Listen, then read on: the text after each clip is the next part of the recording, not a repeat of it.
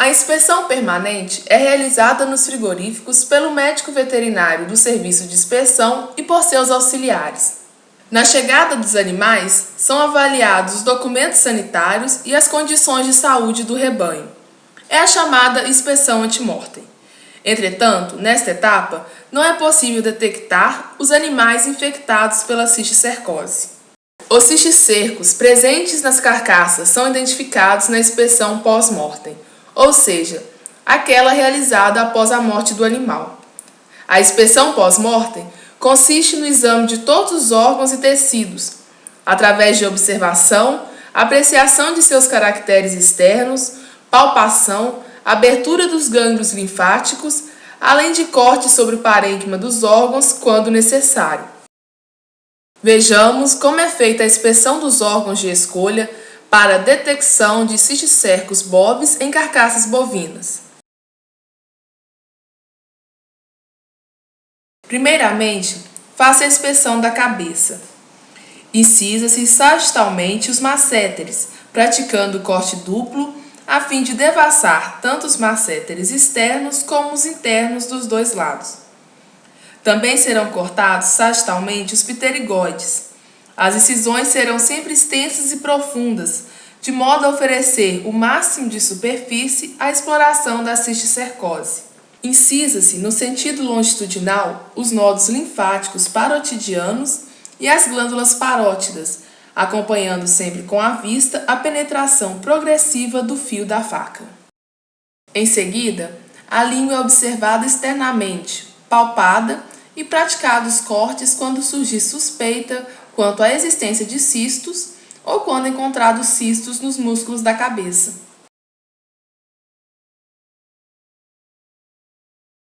Examina-se a superfície externa do coração e faça uma incisão longitudinal da base à ponta através da parede do ventrículo esquerdo e do septo interventricular.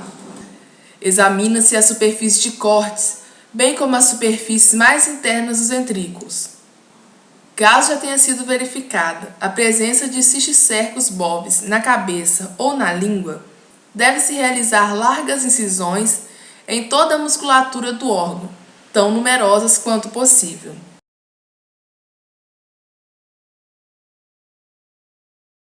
Caso seja encontrado um cisticerco em qualquer área da carcaça, esta, juntamente com seus órgãos e a cabeça correspondentes, devem ser convenientemente assinalados pela inspeção e diretamente conduzidos ao DIF, Departamento de Inspeção Final. Por isso, é de extrema importância que haja sempre a identificação e sincronia entre órgãos e carcaças. Na inspeção final, identifica-se a lesão parasitária inicialmente observada e examina-se sistematicamente os músculos mastigadores, o coração, a porção muscular do diafragma, inclusive seus pilares, bem como os músculos do pescoço, estendendo-se o exame ao intercostal e aos outros músculos, sempre que necessário.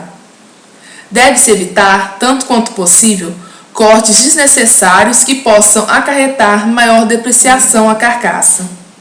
O exame, em síntese, consiste em uma completa e atenta revisão daqueles praticados nas linhas de inspeção, comportando ainda, eventualmente, pesquisas mais profundas que permitam ao técnico bem fundamentar suas conclusões, firmar seu julgamento e a destinação conveniente.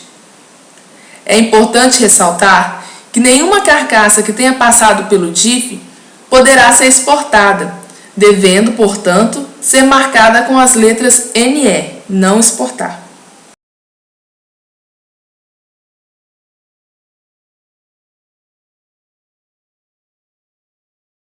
Quando a infestação pelos cisticercos bovis for intensa ou quando a carne é aquosa e descorada, a carcaça deve ser condenada.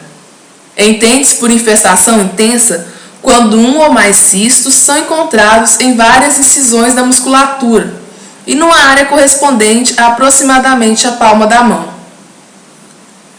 Quando a infestação pelos cisticercos bovis for discreta ou moderada, faça rejeição parcial da carcaça, ou seja, são removidas e condenadas todas as partes com cisto inclusive os tecidos circunvizinhos. As carcaças são recolhidas às câmaras frigoríficas ou desossadas e a carne tratada por salmoura pelo prazo mínimo de 21 dias, em condições que permitam, a qualquer momento, sua identificação e reconhecimento. Caso a temperatura da câmara seja mantida sem oscilação e no máximo a 1 grau Celsius, esse período pode ser reduzido para 10 dias.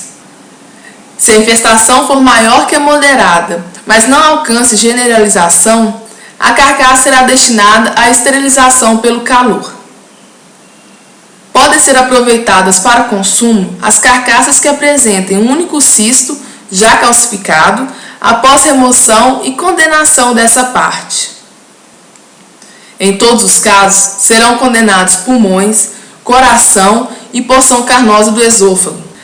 As outras vísceras e a gordura das carcaças poderão ser destinados ao consumo ou à refrigeração, sem qualquer restrição, desde considerada isentas de infestação.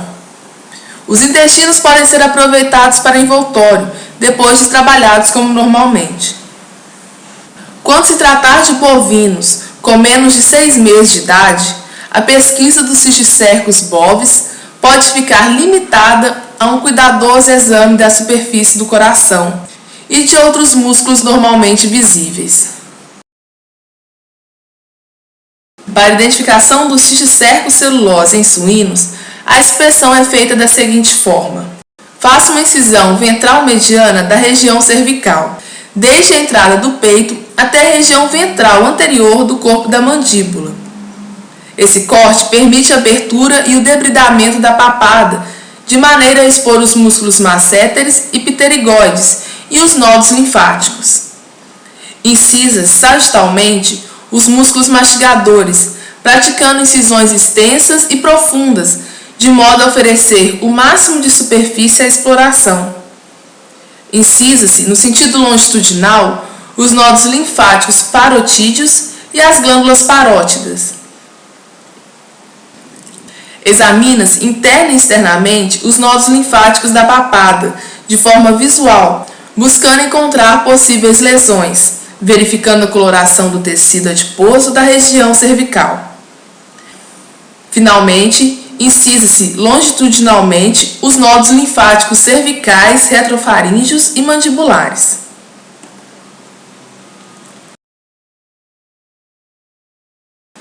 Realiza-se um exame visual do coração e pericárdio.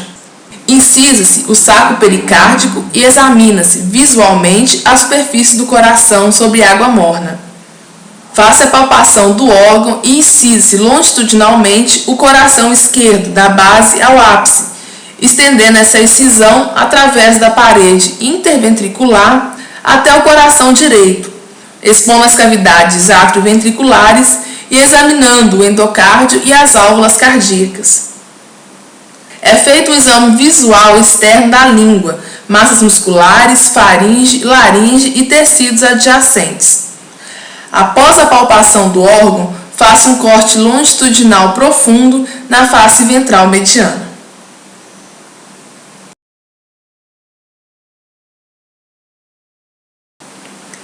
Em animais descartados da reprodução, deve ser feita a pesquisa da cisticercose no diafragma, mesmo que essa parasitose não tenha sido detectada nas demais linhas de inspeção.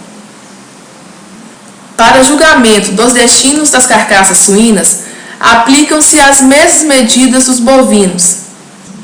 Permite-se ainda o aproveitamento de tecidos adiposos, procedentes de carcaças com infestações intensas, para o fabrico de banha, rejeitando-se as demais partes do animal. As carcaças reinspecionadas, tanto de bovinos como de suínos, serão assinaladas de acordo com o destino dado pelo médico veterinário responsável pela inspeção final, carimbadas conforme os modelos oficiais, previstos na legislação. As marcações deverão ser feitas à faca, na região torácica externa de cada meia carcaça. As carimbagens dos destinos condicionais e condenações serão aplicadas sobre as paletas de ambas as meias carcaças.